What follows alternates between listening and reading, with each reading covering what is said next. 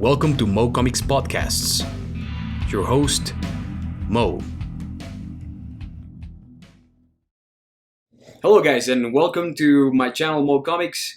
I am Mo and today I have a special guest, my friend Leo. And he is a really good friend of mine, excellent martial artist and Long time, man. well, and I just have to tell this to everybody who's listening and watching. You know, you are not only an accomplished martial artist, you're also a fantastic musician and just a very artistic person overall. So, today in our podcast, I appreciate it. yeah, no, for sure, man. And the reason to have you here in this podcast is to talk about martial arts and Sure. what it means to learn the art of war, the art of fighting, right? Right. So Right. we had a few. I had a few questions for you, man. But Sure, before dude. we jump into the main topic, why don't you introduce yourself and tell us a little bit about your story and who you are. All right. Right now I work as a physical trainer for a clinic, physical therapy clinic. That's my most that's my most recent job. I worked at gyms. I worked at martial arts schools teaching. I worked as a music teacher. So I've worked at kitchens, man. You name it. I've been up and down and kind of bouncing around life a little bit. I'm a kind of a curious mind, so I got myself into mainly the two things that I've had. The more constant things that I've had in my life are martial arts and music. Yeah. And they're actually quite similar for various reasons that I think we're going to discuss I can here. see. Yeah. And I think there's a bit in the Hero movie. I don't know if you remember this movie.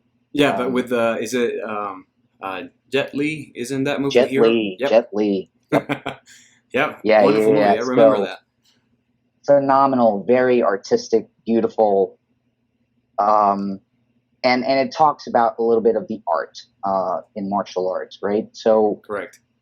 I was really in love with that idea of the flowing movements of martial arts. And so I looked, I had the fortune to live here, in New York, and I was right next to Chinatown, and I happened to find a really, really good traditional martial arts school when I was about 17, 18 years old. Mm-hmm. And I did that for about 12 to maybe 12, 15 years. Wow.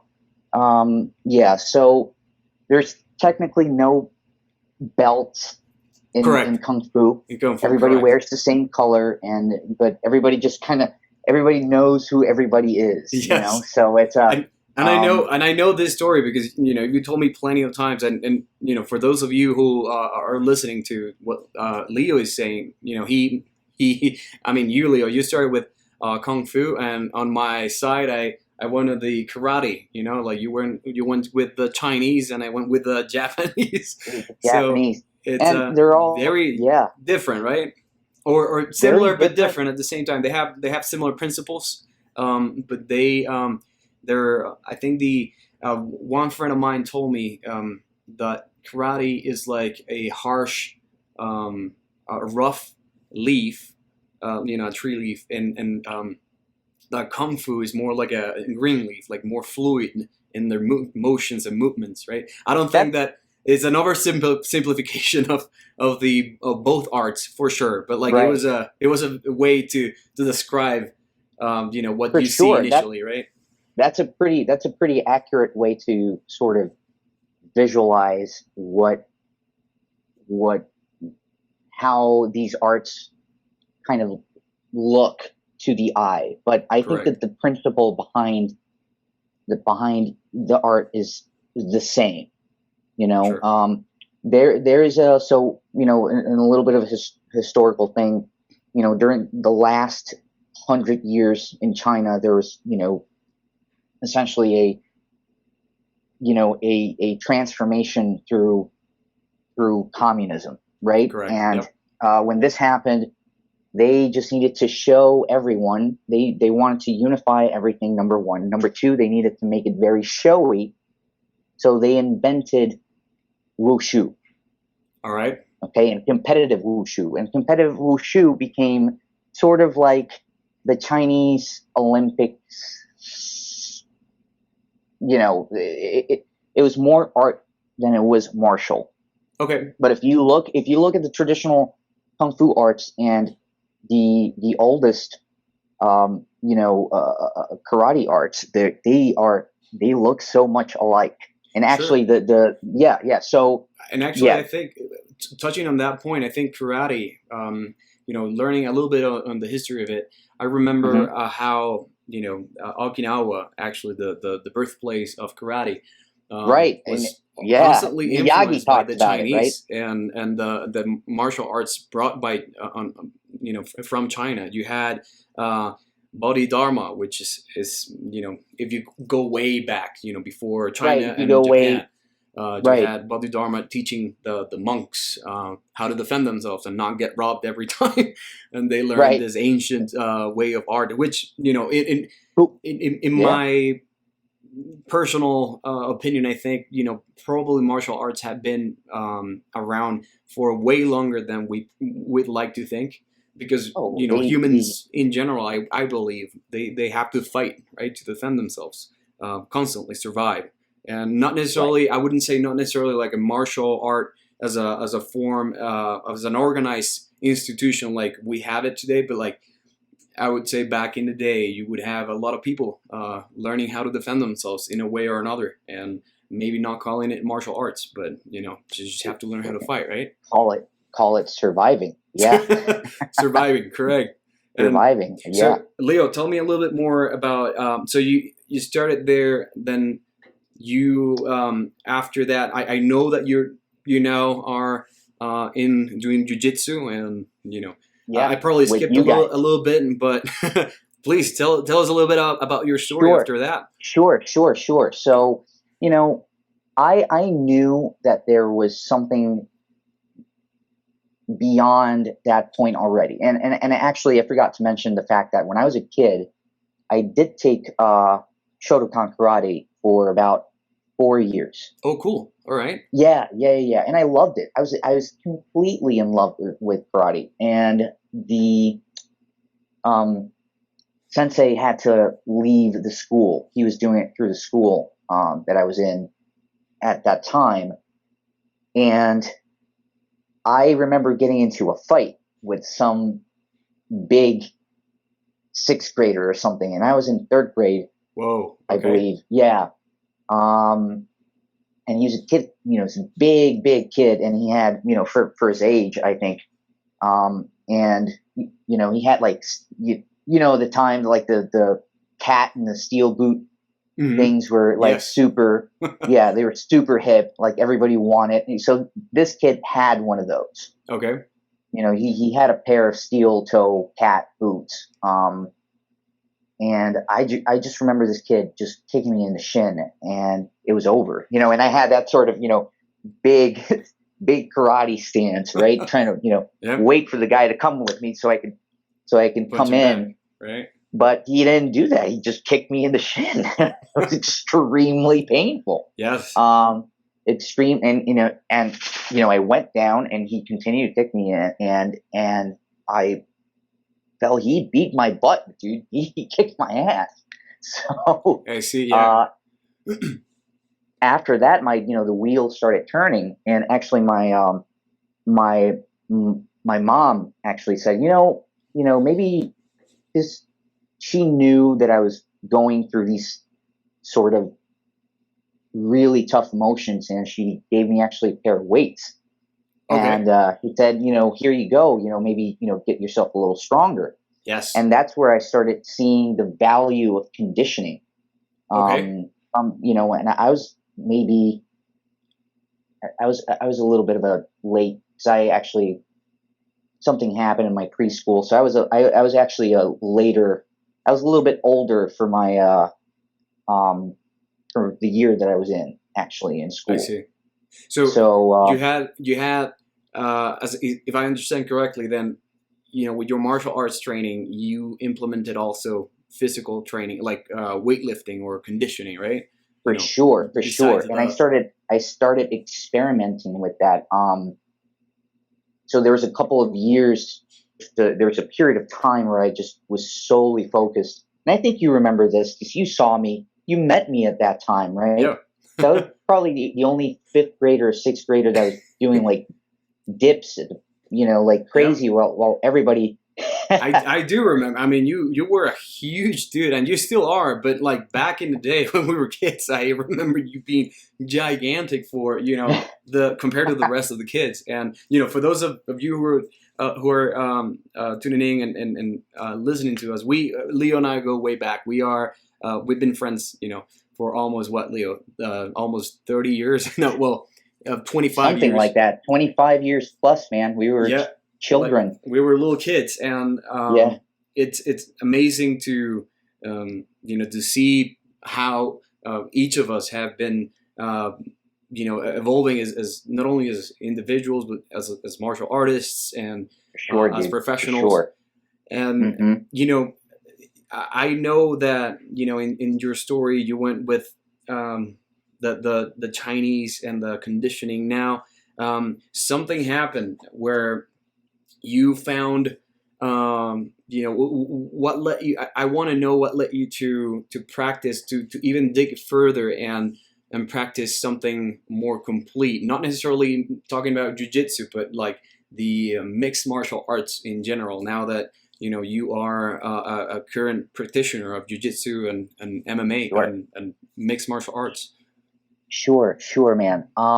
That's actually a loaded question because you know, um, I think I think I'm kind of like a slowpoke when it comes to most things in life. I take my time Sure. with things, and I try to really sort of dissect things on a molecular level and try to really look at them and really analyze the why of things. Why does this happen? Yep. What would really happen if Mhm. something like this happened, right? Because I Correct. would see people that were so, when I was a kid, and and maybe you remember this as well. In school, there are these guys that were super big and super huge and super intimidating for, they were high schoolers. They're Sure. like 6 foot tall. These guys, I don't know if you remember, when we were in elementary school, of course they look bigger to Sure. us And being a back kid. back then, but they were still big people. It's just one of those generations where they were like 15, but they had like beards, and they were like Yep. They everyone was just like look like above. They were more than 220, they just look like all of they were them. 30-year-olds in between kids. Exactly. Yeah, they've been doing cocaine for the last 10 years. Yeah, yeah. These people did not look like kids at all. I do remember that, which is weird because they were kids, but they look like us They right now, were right? kids, right? Exactly. And I remember one of these guys being like some sort of like taekwondo master or something like that, and he'd been, competing and yada yada, and he had like this mean face all the time, Hmm. and then all of a sudden this kid got mugged in front of the and he just got like apparently got like completely humiliated. Like the guy kind of slapped him around, and Okay, why? Because the guy had a knife or he had a gun or something like that, and there was more than one person. interesting. So I saw that and I was like, this guy who is like the biggest, and people tend to idolize people in school, right? Or Sure. even in college. It's like, oh, look at that guy. He's the he's the wrestling champ. It's like, wow, that guy's really tough. It's like, ooh, don't mess with that guy. But it's Sure. like in the end, we're all humans, and Correct. we are tough. We're also kind of frail. So, I uh, agree. I would agree with that statement. you Yep. know what I mean? So I saw that and I was like, it's like, what did this do? It's like, oh, so if something like this happens, then, there's your chances are minimized. So it got me thinking about, it's like, oh, well, so what if you are, what if you're even smaller? Hmm. What could you do? What things would be more realistic for me to do? Sure. I don't want to get in a fight with this guy that has a knife. I would probably go running back into the school that had that big metal door, right? Remember that? Yep. And probably slam it in his face and try to run. You know why? Because it's a big metal freaking door, so I could smack him with that. Yep. And that started thinking. It made me think about violence in a Hmm. different way, in a sort of like in a pragmatic way. Like make it like being smarter about Be smarter fighting, about correct? things. Because Absolutely. if you don't have, maybe you and I, for example, when we were kids, we were not like 7 feet tall. We were not No. giants, but and there's Oh, all, and even if you you're got the pretty you giant, got pretty big. You got pretty big. You're now what, well, 6? You're 6 foot tall now. but you as a kid were gigantic. I mean, compared to all the other I kids, you I were wasn't. super I developed, and and you still are, which is you insane, saw right? me that way. You saw me that way, but I And I really still see wasn't. you that way. But do you know what's interesting? That even though you are, always there's always going to be somebody bigger than you. Even though you are the biggest in the school, there's There's always going to be somebody bigger always and going to stronger be somebody bigger. out there, Always right? going to be. So the Dude, thinking, I believe what you're trying to say, like your thinking started shifting towards being smarter, towards for the way you sure, you, for you sure. fight, and not necessarily fight, the way you can defend yourself, right? So Absolutely, that absolutely. does And I that yeah, brought you to jujitsu, or it did. It did. It brought me to initially it brought me to um Krav Maga oh, I see. and eventually it led to Sambo, because I was really interested in the military fighting arts, and I was interested in the Marine Corps combat, Sure. close quarter combat things, and I was obsessed with that. If I could show you here all the books that I have about that, Oh no, and I've seen plenty some from from yeah, your library. I know. yeah. um, so dude, I participated in things, and I knew the names back then, like Paul Dunak was a big guy back then. Jim Wagner was another guy from the FBI. Okay. Um, he liked to call himself Wagner, but it's really Wagner, right? Because it's a German name. Yeah. But Jim Wagner. Yeah. So Jim Wagner knew what the heck he was doing. He was, I think, director, some SWAT director, so he knew what the heck he was talking about when it came to like knife, and like the again, being pragmatic about violence. And Correct. you know I started thinking about that way, and it most people, I think the problem nowadays is that people don't they think that one thing interferes with the other. Like, oh, well, if you study traditional martial arts, then that means then you don't know how to fight, and then it's going to get in the way of your fighting. It's like, I disagree with that. I think that traditional martial arts are important to teach people about reciprocity, which is something that you should definitely teach younger people. Sure. And then after that, and then have a teacher that knows what real violence is. Correct. Yes. Um, Right. and then from take it from there. But I think that both things actually complement each other. All right. So that's how I started thinking about that. All right. And that's we went all over the place with We went. which is Yeah. awesome, and I love that with the introduction here on my notes. I just wanted to go a little bit over the things that we were discussing previously, and for now getting into actual martial arts and Yeah. people who have not, for example, done any martial arts and they would like to learn, to get started. Like, what are the things that you would think that are important when somebody is interested in starting martial arts? Like, should they go online and find the first dojo that they see online? Like, what's the Um, approach that you think would be best? Because I mean, I have certain things I would like to discuss with you as well, as you start Definitely, dude. talking. But like, what do you think are the best approach for people who are getting into martial arts?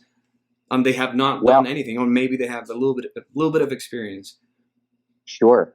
Well, are we talking about are we talking about adults, or are we talking about kids, or are we talking about that's the thing. It's That's I a can good really question, get. right?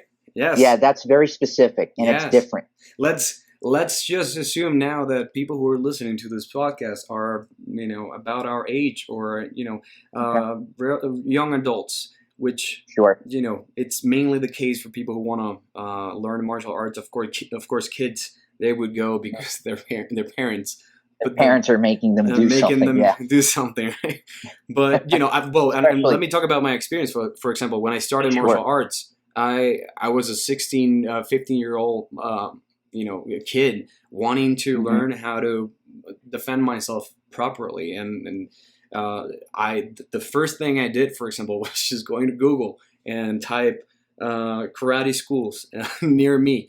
And Awesome. luckily, and I say luckily because I there's a big chance that I would have ended, in a really bad school, right, with really bad instructors and really bad um, methods for learning and teaching, and Right. I ended up in a really really good school, and I think that for some reason I was lucky, but again, it's a matter of understanding the information, and that's why I think that people who listen to this kind of podcasts, or people who are interested in listening to this kind of stuff, are getting to they want to get to the point where they have an informed they have enough information to make an informed decision, right? When Yeah, they for sure. find a dojo or a place where they can actually go and train, because some dojos out there are pretty expensive, right? Oh And that's God. something that Yeah, you have to take into account. Like, what's do you have the budget for it? Are you willing to for pay sure. more for actual good education, or are you willing to pay less and then maybe not have a good education? And that is not necessarily all the time correlated, correct? For sure. For sure. Well, I think that the first thing would be for the person to really know that specifically. Number one, why are you why do you want to do this? Do you want to do this for um do you want to do this for fitness? Do you want to do this because you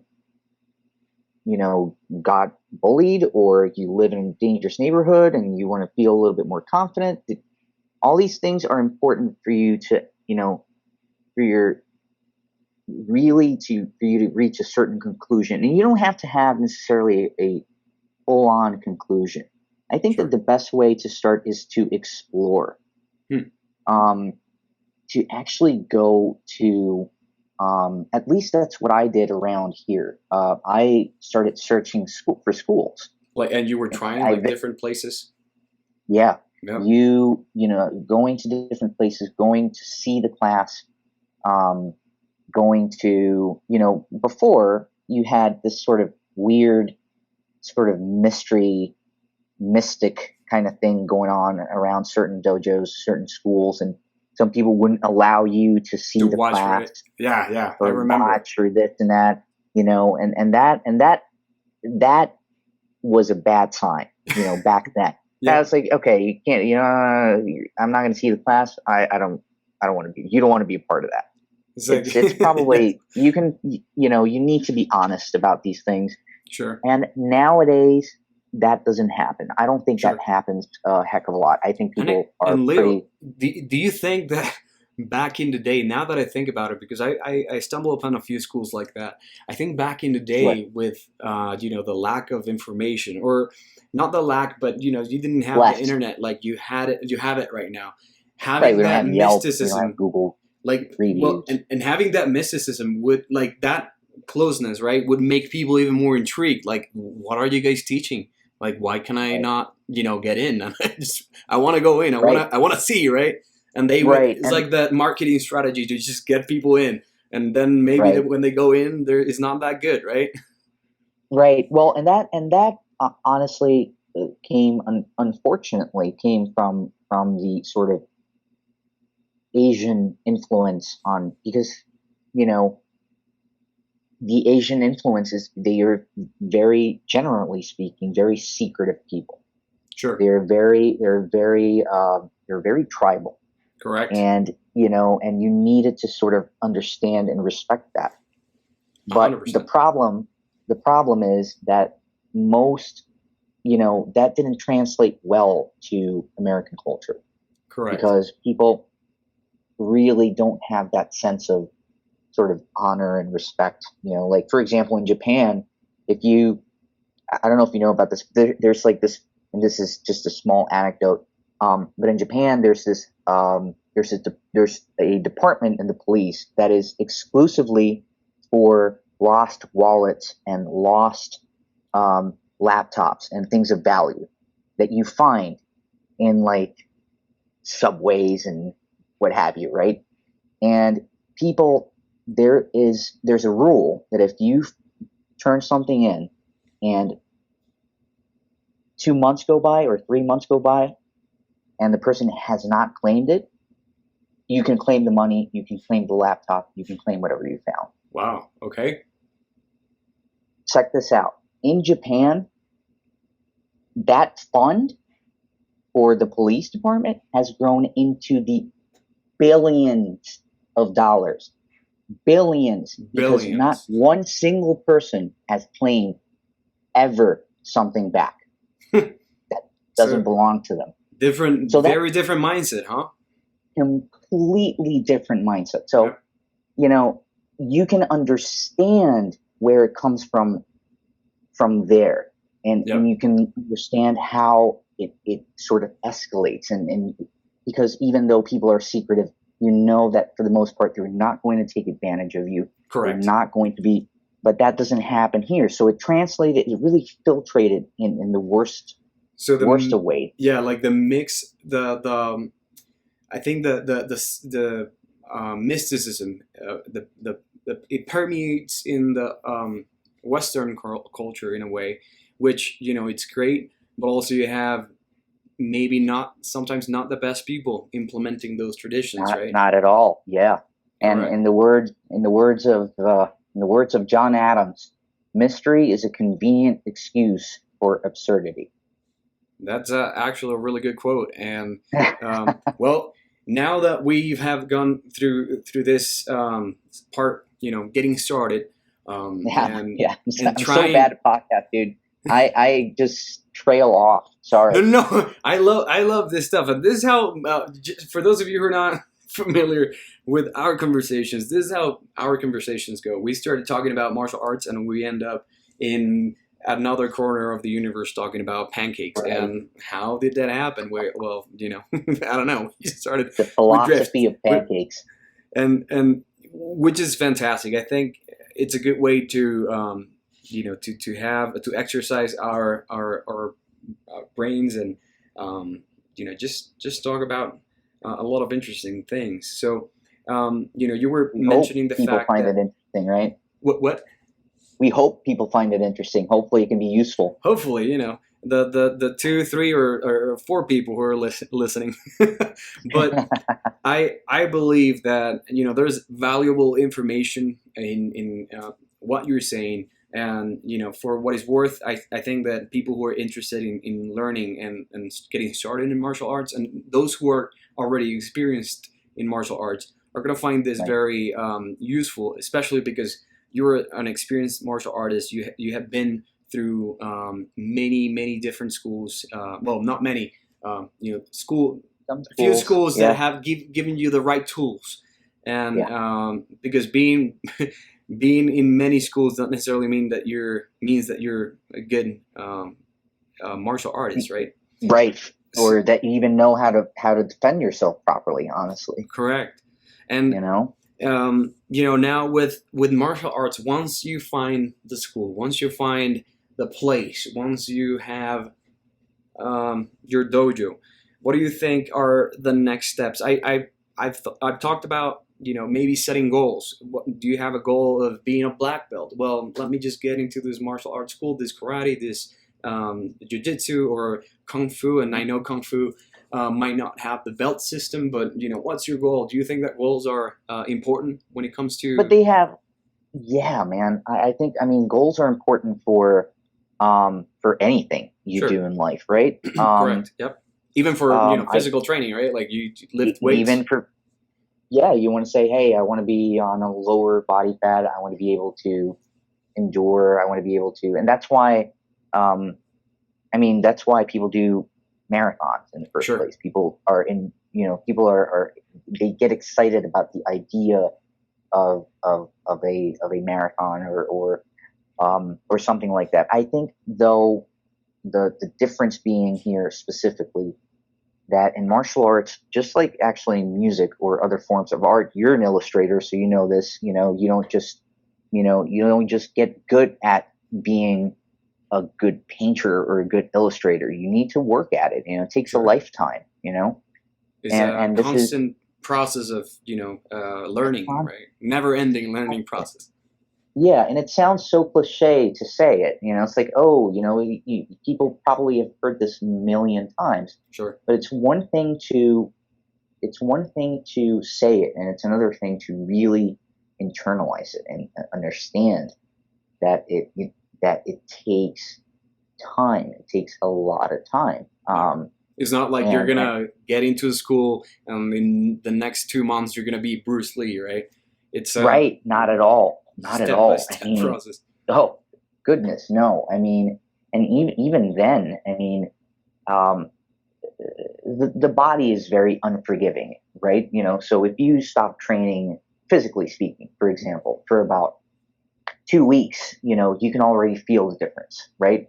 Um, so people have this idea, and especially nowadays, because if we're talking about the present, right? Sure. So people have this sort of Instagram mentality, week one, week two, week three, and I think that if martial arts serves a purpose today, is to kind of smash that to the ground, Yes, I and agree. say Yeah, like life doesn't work that way. correct. Most things in life that are valuable, that are truly valuable, take a long time.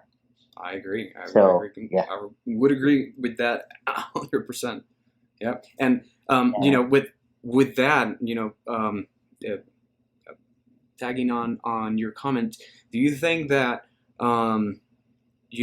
this setting goals is also tied up with creating a schedule? Do you think that maybe having a schedule for how many times a week you're going to train, or like how important it is to, in your opinion at least, as a martial artist, to set up that schedule? Like maybe I don't want to train 5 days a week and let me do it for 3 days, right? And I have right, to make it no matter what. Like at least that's why I started. I have to make it Monday, right, Wednesday, Fridays, and I have to go those days. No matter how I feel, I will make it to the dojo and I will train. At least for me, yeah, in my experience, that helped me out. But what do you think yeah. is the importance of that, like a schedule when it comes to training? Oh my gosh, it means everything, man. I mean, here's the thing.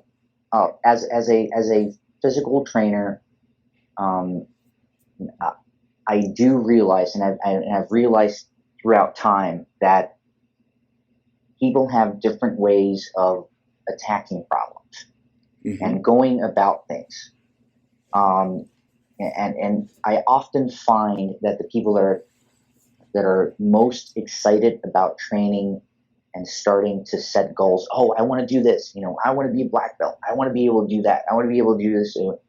I find that maybe, and I don't have, you know, empirical data to back this, but this is my experience. Most people that tell me that are the people that get frustrated the easiest Really? and tend to quit. Yeah, Wow. because they are so excited about trying to get to that place Sure. that once they find that they can't get to that place in the amount of time, it frustrates the heck out of them. And then they start, and then that super high, that high of achievement and all this idea, they become sort of, obsessed with the idea of reaching a place. And all of a sudden, when they don't reach that, it comes down. Comes up. Yeah. And it comes crashing down. And then you have people, then you have and that's where the coaches come in. And So I think that's also an incredibly important part.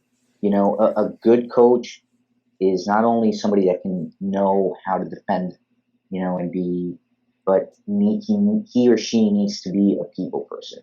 so He needs to be able to communicate and relate to people. If you Leo, can't do, yeah, and what you're saying reminds me of in jiu-jitsu, for example, with you see it a lot in the dojo in jiu-jitsu when some people, not everybody, but some people who reach the point of blue belts in jiu-jitsu, hmm you see it a lot where they achieve these because they're so excited. I want to be a black belt. They achieve the blue belt, and once they have that blue belt, they see that, oh God, this is actually going to take time of my life, and I know enough so I can just and it's like just see that decline, right? And some of them just quit altogether. right, They started going every day, and then after the blue belt, it starts slowing right. down. Like I'll go 1-2 days, and then some of them disappear, and you don't see them anymore around. And I mean, I say that I didn't introduce myself, but I say that because I coach at a jiu-jitsu Sure. gym, Yeah, Brazilian jiu-jitsu gym, and I see some of that happening, and it just reminded me of how important it is to have a goal, as you mentioned, and also have a schedule where you prioritize certain things over, like my training. This is my priority over this amount of time, and I need to continue my training no matter what. I think that at least in my experience that has helped me out to go for sure, man. to For push through sure. tough times. You know. Absolutely, absolutely. And again, it depends on certain people. Certain people come into this, maybe in their mid 20s, 30s, and or early 20s, and they're all, these people are already successful people. They have gone through college. They have good jobs. They're not really worrying a lot about a lot of things. Especially the people that come for like um, or individual attention, right? Mm-hmm. Whether it's personal training, self-defense training, they want to join school, but they can't make the schedule, so they go on private lessons, which are more expensive. You find that these people sometimes they don't have necessarily super tough lives or anything like that, Sure. but they still need that sort of that discipline. So I think you have to play a balance of making the priority so that eventually becomes a habit. Once it becomes a habit, your body is going to naturally ask for you to do something, Correct. Yes. an activity. It's It's going, yeah. and Leo, that reminded me because you can make analogies with that hmm and anything else, right? But another thing that it reminded me of is the compound interest, and you see it a lot in financial the economics and how finance Sure. works, right? Like you put money in the market and you see it growing very slow, and at some point, compound interest is a powerful force. You have your body, you have your body in a regimen, in a schedule where you train every day or 3 days a week, and then at some point your body starts, you don't have to force your body naturally, as you mentioned, that training and that workout just compound, and it becomes a Yeah, the force of same. nature. Yeah, You start doing it because you need to feel better. Your body requires that training, and I feel that every day where I mean, and of course you do that too. I know that you do, because you've been training your whole life, and it's if I don't train, and it's insane. That's something that happens to everybody who trains. If I don't train, I feel that I am failing miserably on that day. If I'm not training, if I'm not doing something that requires physical activity, whether it is martial arts, weightlifting, or something, right. I believe that I am failing that day, which Yeah. reminds me of a quote that I saw the other day. I think it was Tim Kennedy who posted it. It said something like sweat more in training so you bleed less in battle, which it really resonated with me. Yeah. When I'm training people that, for example, at the clinic, people people are, they're already in pain. They have all sorts of problems. These people that need help, right?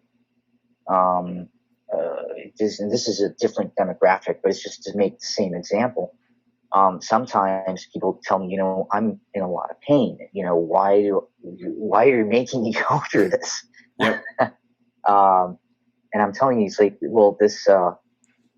I try to be funny about it because sometimes you need a little bit of sense of humor. Sure. Um, I'm this. I try to tell them something like, there's some method to the madness, and I am making you go through this pain now so that I can actually make your life easier in the future. And it really, there's there's a way to go about this systematically. I actually have, um, I used to be that way. And I think, that sort of discipline sort of feeds a great, it feeds greatness, and it makes your heart grow, and it makes it makes you, it can breed nobility, if you will. Sure. But, um, but I also think that itself, that sort of, um, one more rep mentality, also has its limits. And I think, again, this is something that I've come to learn in my later years, after trying to push through extremes. Personally, there's a systematic way for you to, and again, and I'm talking merely on a conditioning level. For example, Sure. um, you you want to push hard, but you don't necessarily want to feel that you are worthless because you didn't train for a week and a half Correct. because Yeah. something Well, happened. and I when I say that, I take it to the extreme, right? Like in my I personal do too. experience, because I am so used Right to here, it to man. a point where I can say that without actually diminishing my self worth and me as a person. For sure. I know that I deserve to rest. Correct. The same as you and same as anybody else, but Right. it's just this mindset that um, But gets you me have going, right? developed the habit, and it's absolutely 100%.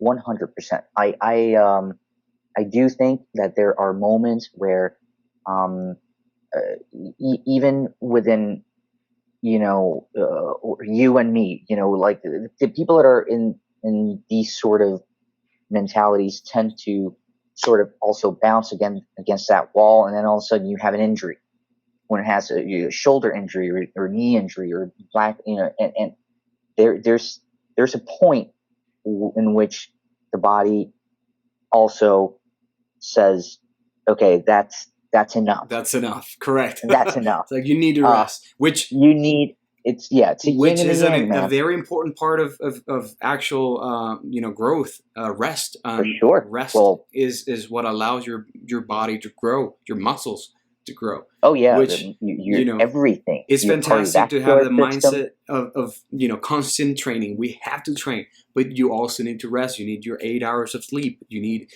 days where you actually dedicate your body, your time to recover. And Right, you need to feed your body the nutritionally dense and good get good food if you nutrition. want Yeah, to. good food. Correct. I mean, Nutrition, and everything, man. tiny. Let's tie all this up again with martial Sure. arts, because this is actually really good advice for martial artists. But now that we went through, what's the schedule and how to fit that into your life with, actually not necessarily forcing yourself, but having a set of Right. goals that would allow you to place a schedule. So And my short answer to that, Mhm. and I wanted to say that, and then I started deviating completely. no, and it's fantastic. But yeah, is you need to be honest with yourself.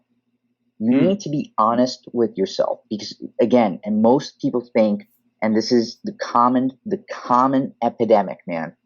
They see something on Instagram, they see something online.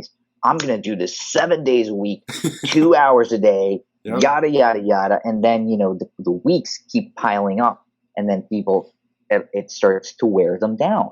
When the time comes And when the rubber meets the road, it's not happening. You see that you see that a lot with is that, and you said it really, really well, that Instagram mindset, right? Like it's things that are 3 seconds,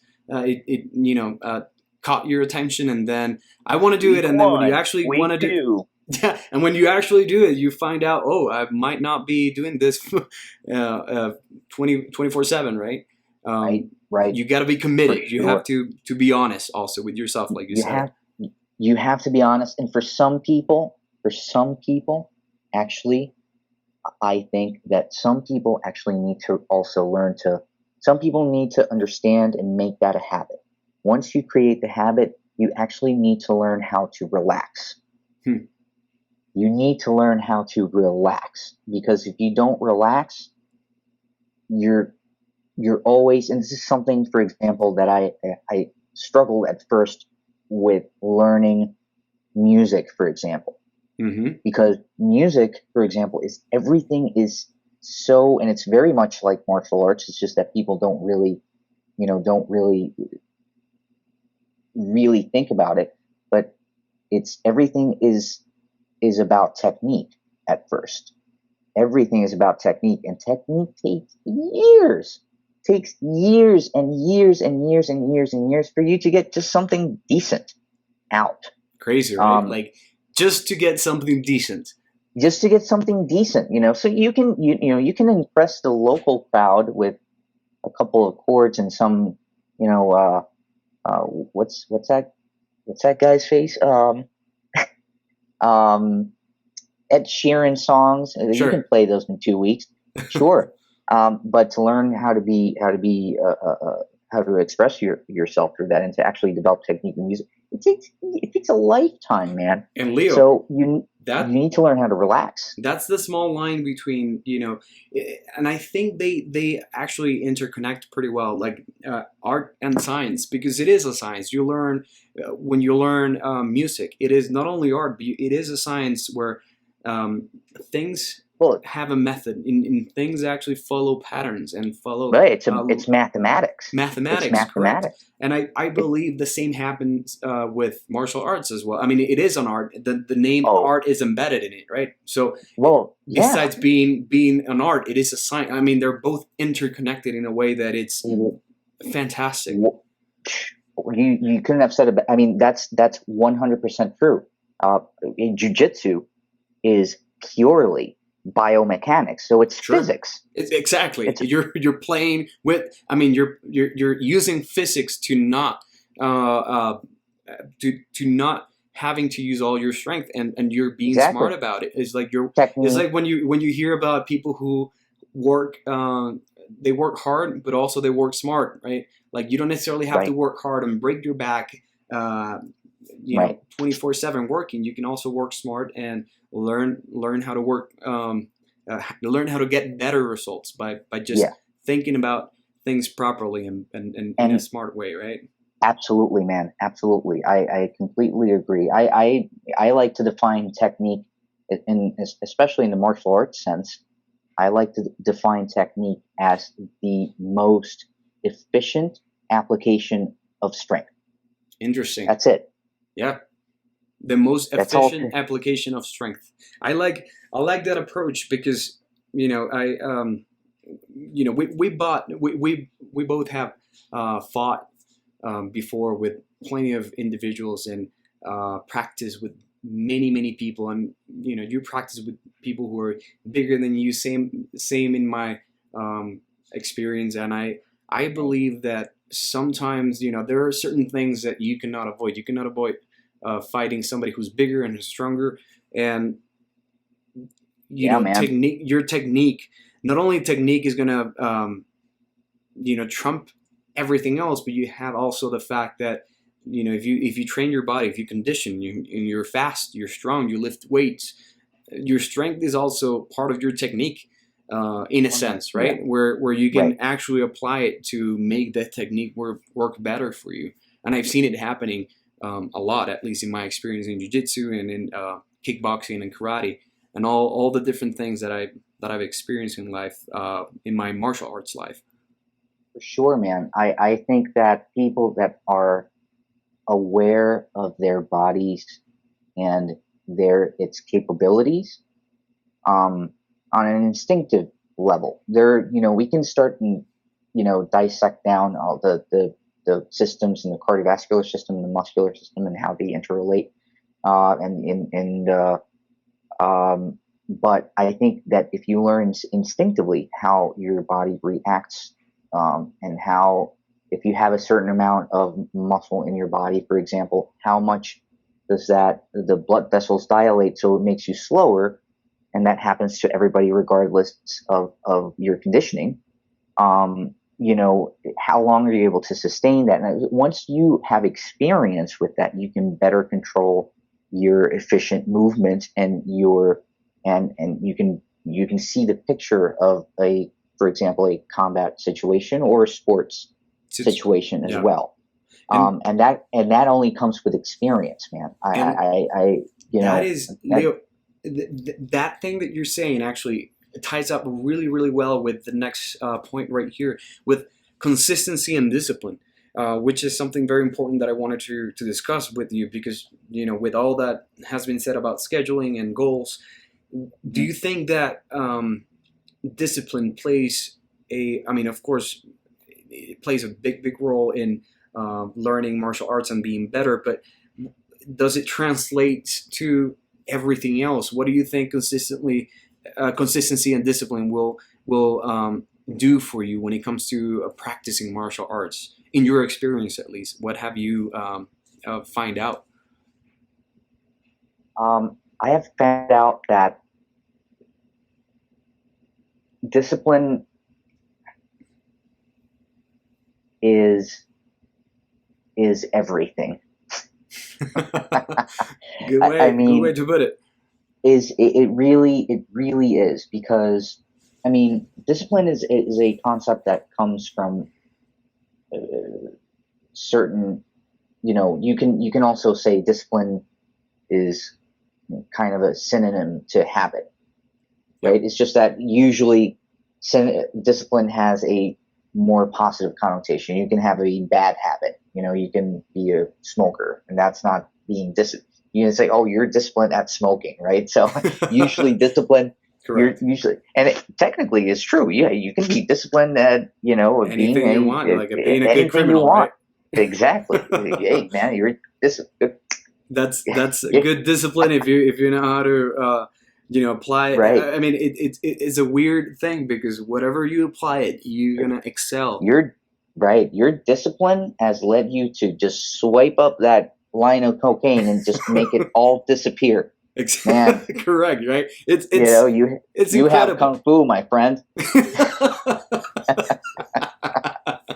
Dude, and I mean it's crazy, but what you're saying is absolutely true. The fact Mhm. that you apply yourself and you train every day, and you pretty much become perfect. I think that discipline is a way to achieve perfection. You're never gonna be absolutely perfect, right?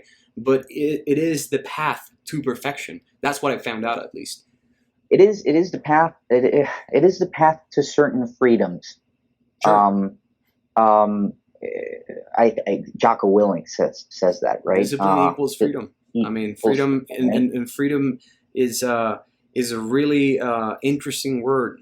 For a lot of people, it Sure. means very different things, right? But Oh, for sure. I think that Jocko Willink is I admire Jocko Willink and the I philosophy. like Jocko. I Yeah, like Jocko. I philosophy like Jocko. behind his words are they resonate pretty well with my own philosophy and my values, and I think that it's discipline is something that you can apply to everything, right? Like not For only martial sure. arts, and No, everything. it'll take Everything. you to on a path to perfection and to you know Yeah. And accomplishment. even then, man, I think that your own perception can sometimes be um, you know, misleading. The people that are nonconformists as it is, and this is maybe something a little bit sad of me to say, but I don't think that the people that are nonconformists are going to never, they're never going to find perfection because they're always going to think that they can do better. Yeah, And that's fine. That's fine. I mean, again, this happens in martial arts, happens in music, happens in art, specifically those three. In and it my drives experience, the art even further. I mean, you're not satisfied with your technique. You're not satisfied with. I mean, you do a takedown, you do right, an armbar, and you're right. like, I could have done this better. What I do I could have done need this to a make? thousand times better. Yeah, and what do you need to make that better? Do you have Right. to twist your I'm body a little bit to the right, a little bit to the left, and it pushes the art to evolution. That's pretty much the I'm word, evolution. absolutely, man. I'm sure that Bruce Lee or George St. Pierre, Correct. somebody that's living, goes to bed every now and then and says, "Oh man, I wish if I would have moved a little better here, I wouldn't have not taken those punches from that guy, and this and that. Oh, I could have done. I kind of, And yeah." you Moises, I kind of suck. I'm not that good. That's a really good, a really good George Impression of the guy, impression. George. Yes, dude. And do you know what you talked about Bruce Lee, and he's very interesting to me because he was one of the the first persons, the pioneer in modifying the art. Like he brought this traditional Oh yeah, Chinese martial arts, and then he just drifted away, knowing that they could do better, and they still can do better. Same thing with us. I think we like to think that MMA and jiu-jitsu and wrestling and all this art that you're seeing right now, we have plateau, right? We have reached the top, which it might be true in certain aspects, but I believe that there are long ways to go in the perfection of the art of fighting and combat, and I think we can still go further and push it even more. oh yeah, oh yeah, for sure. And the other thing that actually for me specifically, um, I'm kind of I'm kind of pedant about this sometimes. Um, I like to think that things are uh, they're constantly.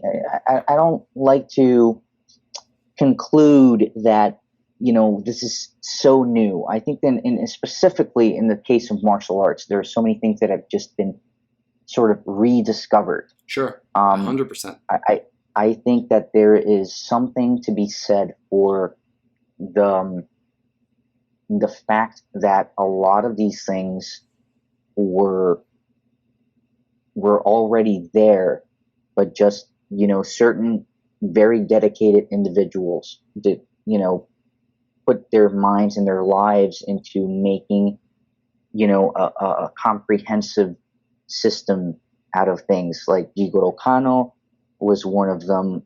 Bruce Lee was another guy, Sure. and the Gracies were, another Yeah. group of people that did this. And even other lesser known people like, Carl Gotch, Hmm. the wrestler, who sort of brought English wrestling, and all of a sudden it became the sport of wrestling. And I've But heard, there's Leo, that also even Vikings had a some sort of um, oh yeah, oh wrestling yeah, art. I forgot the name right now, but I know that they had a wrestling art very they had similar a to. wrestling art. They had a sword art form. Hmm. And I was I was super into that years ago with my good friend Brian, who who is also phenomenal martial artist. Yeah, which would Um, be awesome to and have him here for an oh interview. I would yeah, man, love that to have guy, you both actually and discuss with you the same very yeah, topics. that dude knows what he's talking about. I mean, obviously, I mean, he's a psychology PhD, and he's also a phenomenal martial artist. And we talk about these things all the time, obviously. But there's a lot of things that come from traditional martial arts, and Bruce Lee just needed to sort of he removed the what he did was that he removed the dogma of this sort of exclusive nature of Asian martial arts, And and Leo, he just made it, yeah. quick segue, quick note here. We have Hmm. I just googled the art and it's called Glima, Yes, yes, Glima, Glima. That's Lima. the folk wrestling uh, Hmm.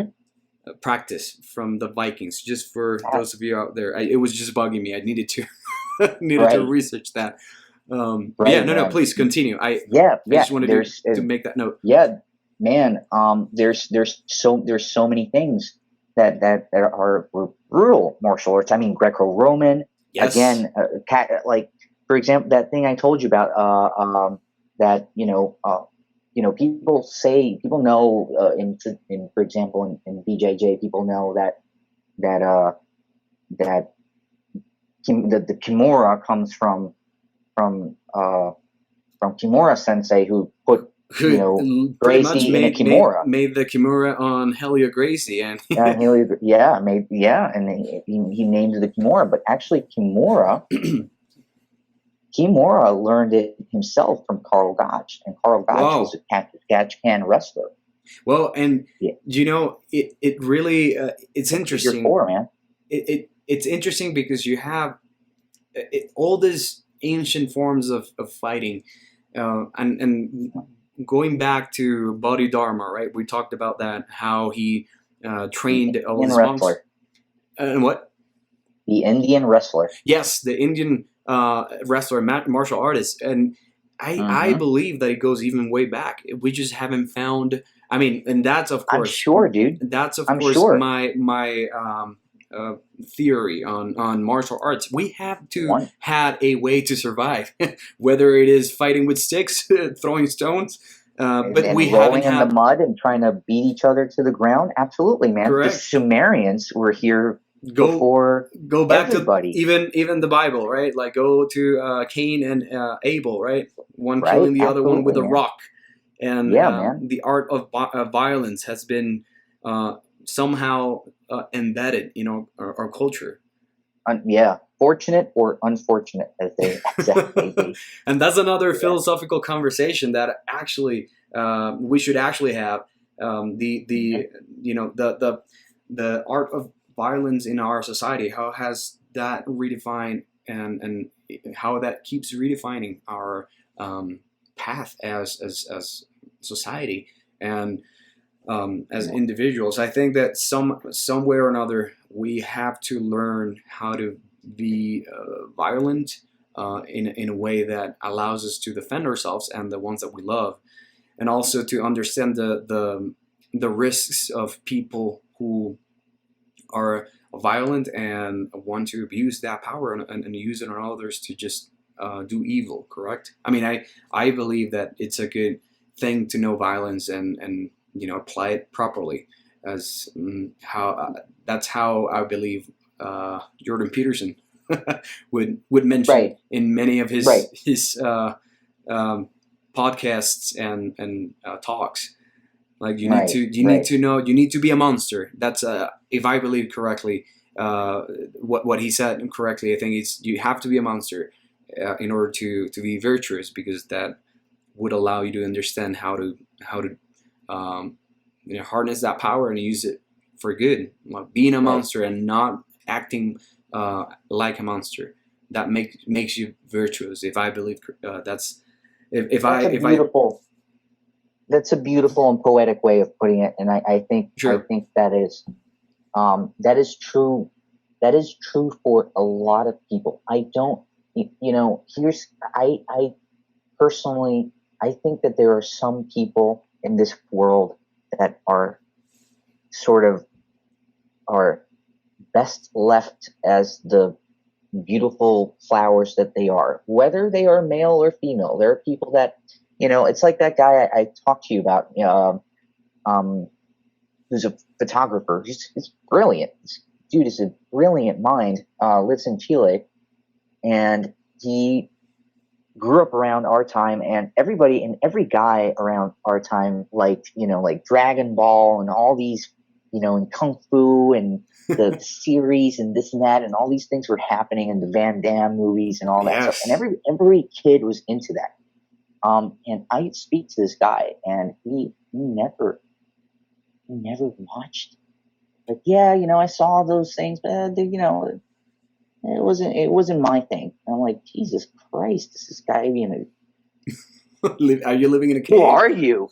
But he's yeah, it's like but he's a great dude, and he knows what he's doing. I Sure. know that in my point being is that also, because we're supposed to be promoting martial arts, we're supposed to be promoting discipline, Sure. and I'm all for that. But I don't think that it is. I think that everybody could benefit from learning a good a good deal of it, right? But Sure. I personally don't think that it is for everybody. 100%. I agree. I mean, it's and of course, if we start diving deep into that philosophical aspect of violence and martial arts, we can be here forever, right? Like Yeah, man. because it is interesting because I mean, I if you're not good at violence, then somebody else who's better at violence will come and will conquer, will force you to do the things that you cannot resist or say no to because they are better at violence. And somehow or one way or another, I believe our history in at least in human history has been defined through violence and wars and the conquering and forcing other people to do stuff, which whether you are on one side or the other, whether you think that's right or not, is a topic for another podcast or another discussion. But For all I'm sure, trying to dude. say is that I would like to have a discussion with you about that because it's interesting. It's just something. It's not for everybody. I believe that this is not. You don't have to be good at violence to understand violence. You don't have to even watch. Right. As you said, you don't have to watch the movies and grow up with all these cartoons that we grew up with to and All these cartoons. yeah, Yeah, right, like yeah, Dragon Ball Z and yeah. all these cartoons that in a way show you how Rurouni Kenshin, Jesus. yes, Yeah. which they're fantastic. I mean, Oh, they give you this sense of I phenomenal. want to learn how to be this badass. I want to learn how to be Yeah, better, like this how to fight.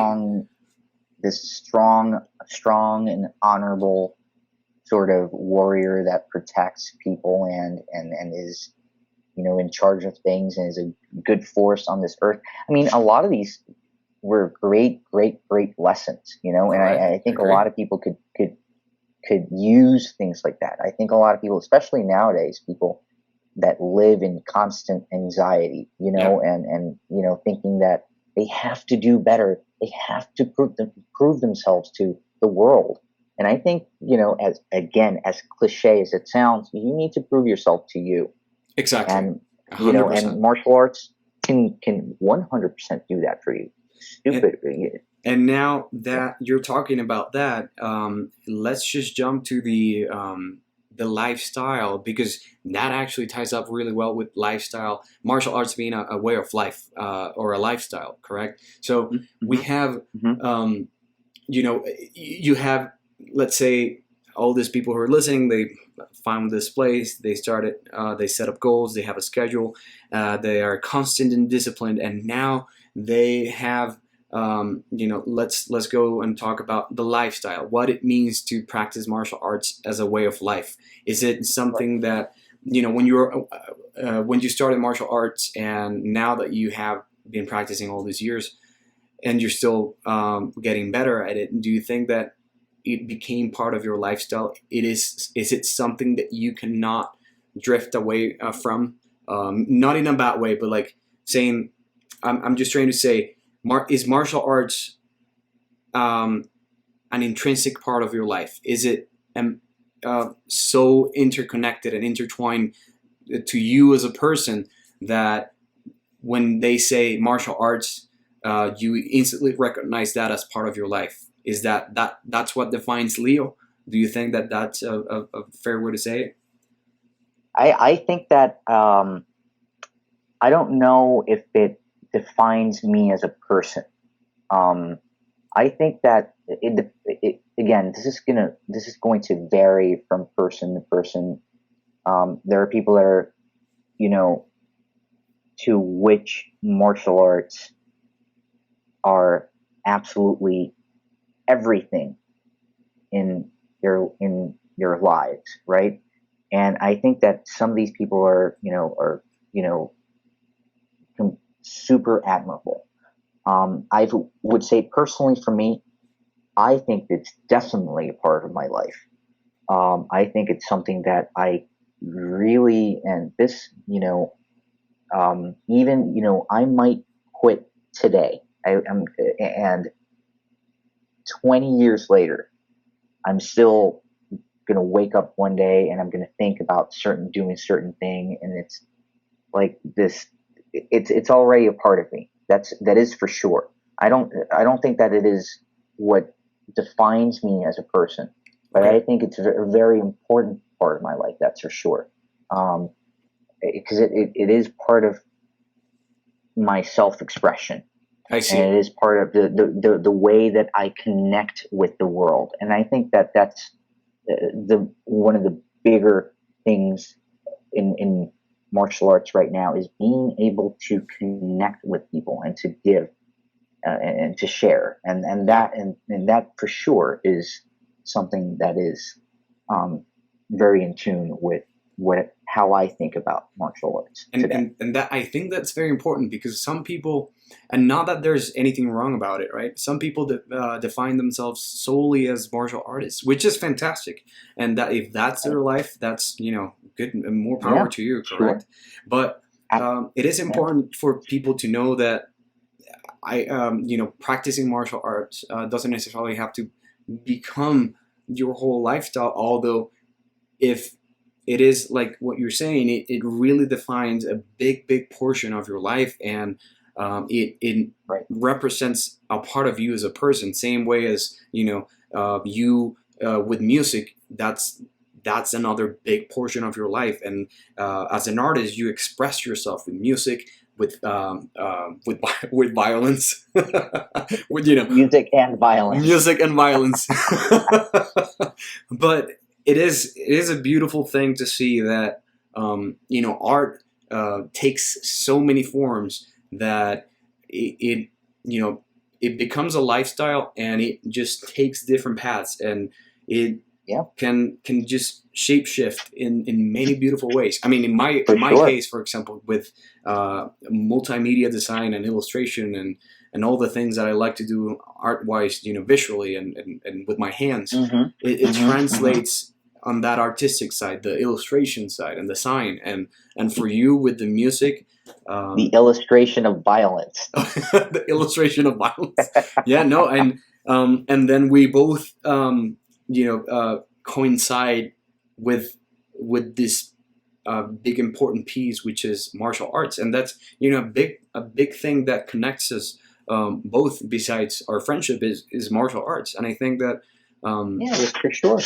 yeah, Yeah.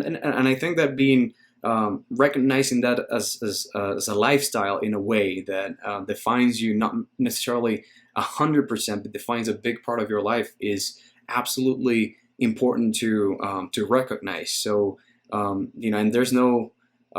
there's Right. also no problem if your whole being is just martial arts. I mean, there's people Not at all. who are Not at just all. It's martial not artists. as long as it's not affecting you personally, and that is getting in the way of your, your life and your family. Unless you have like really crappy friends or something like that, then do martial arts all day. But if you have valuable people that are around you and family that loves you, or you have a wife or husband, and all of a sudden you see that it's starting to drift yourself away from them in an unhealthy way, Sure. then I would say, okay, then you need to reevaluate what it is that you need and you want out of this. And again, being pragmatic about things. What do you want out of this? But otherwise, man, do it all day. Do it till the wheels fall off.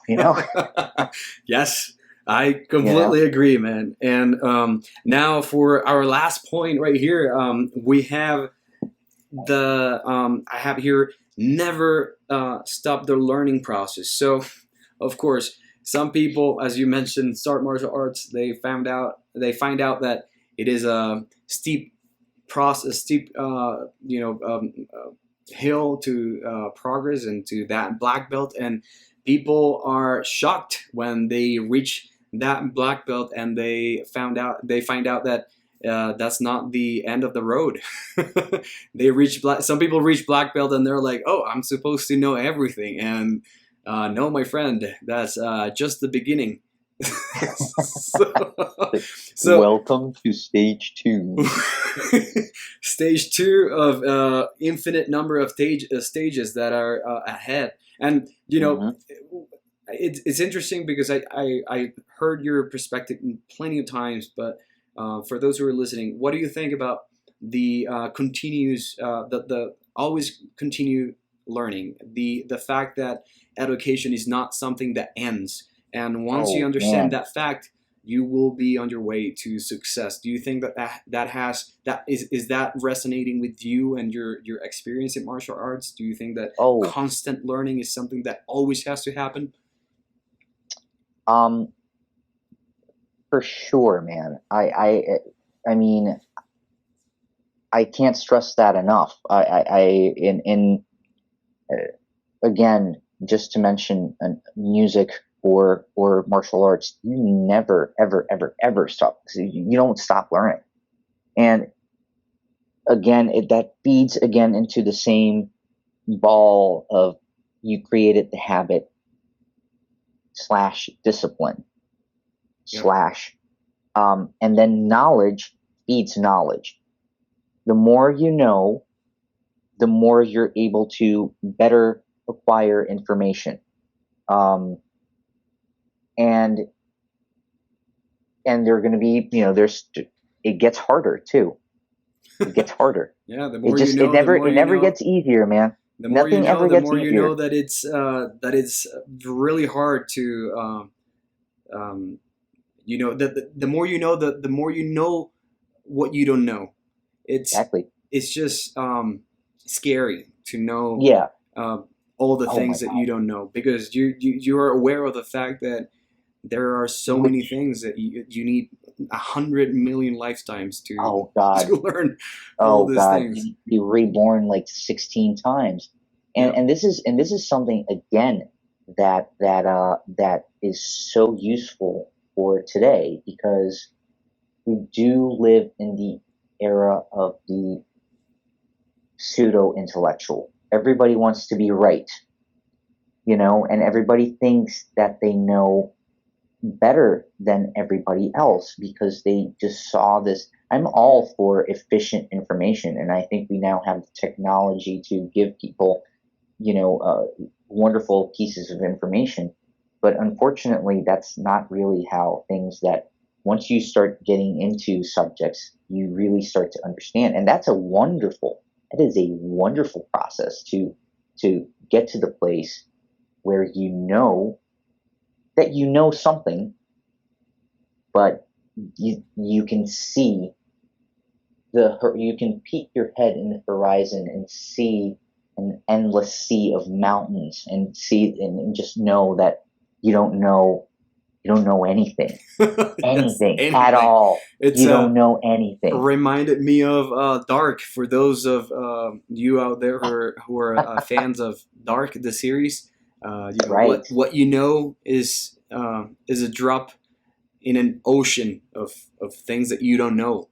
for So sure. The Dunning-Kruger effect, man. It's and again, people that think that they know a heck of a lot and present themselves as the as all-knowing knowing a heck. masters, right?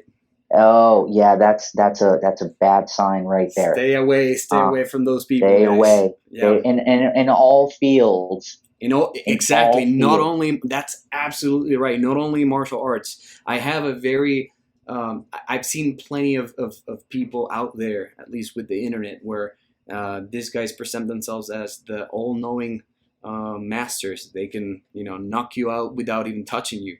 And Right. guys, stay away. Stay away. If you're looking for a dojo, if you're looking for a place to train and learn, train with somebody who is always willing to learn and constantly is in the search of perfecting his art or her art, and just in that path of being better, and that's through Right. discipline, And for right. sure. For sure. So Absolutely. Leo, I mean, I think that we just touched on all our points tonight, and I believe that And we went back and forth like 40 times. back and forth on all this point, but which is fantastic. I love doing this. I hope that you people out there don't mind us doing that, because I believe there are plenty of information that is interconnected, and it just touches back and forth with plenty of all these points that So we much. discussed. And Hopefully people will have, maybe, hopefully people will have questions, we'll yes, ask us 100%. comment section, or, whatever. If they That would do, be guys, incredibly helpful for us too. please give us your feedback. We would love to hear from you. And for those of you who are interested in more of this type of podcasts, please comment and let us know that you like this type of stuff. We will continue doing this stuff if we hear that feedback from you. And if not, I think we will also continue doing this kind of stuff because I enjoy talking with you, Leo, about all topics, We martial talk arts, about this forever, man. philosophy. Yeah, all topics: philosophy, music, art, martial arts, and anything that has to do with the betterment of you as a person, and the constant search for that. Not necessarily perfection, but just being The beauty of the human condition. correct. Just the constant evolution and conditioning and perfection of you as an individual, whether it is physical, mentally, and in all other aspects of life. So, Leo, I think we can wrap this up. And brother, if you have anything to say, please do. If you live in Denver, go to Kurusan and take a couple lessons. Kurusan Jiu-Jitsu, yes. For those of you out there, Kurusan is our Jiu-Jitsu and kickboxing school academy. The main instructor or main professor is Professor Chumba, and we'll put some links in the description so you guys can go and check it out. You're welcome to come and train. Leo is one of our certified coach and instructors there as well. I am a coach at Kurusan Jiu-Jitsu in Parker, Colorado.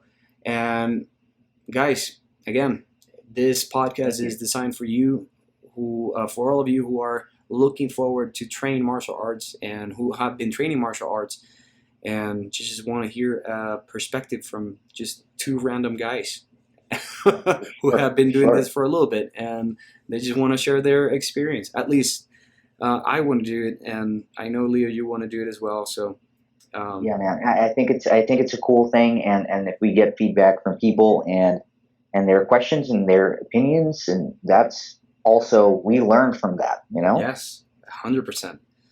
All right, awesome, man. Thank you for having me, man. Of course, brother. Let's do this more often. And all right, guys. So to wrap this up, thank you so much for listening to Moucomics podcast. This has been our martial arts podcast today, December 2020. And I'll see you guys on the next episode. Thank you so much for tuning in. Thank you for listening to Moucomics podcasts. Don't forget to subscribe, and I'll see you next time. Your host, Mo.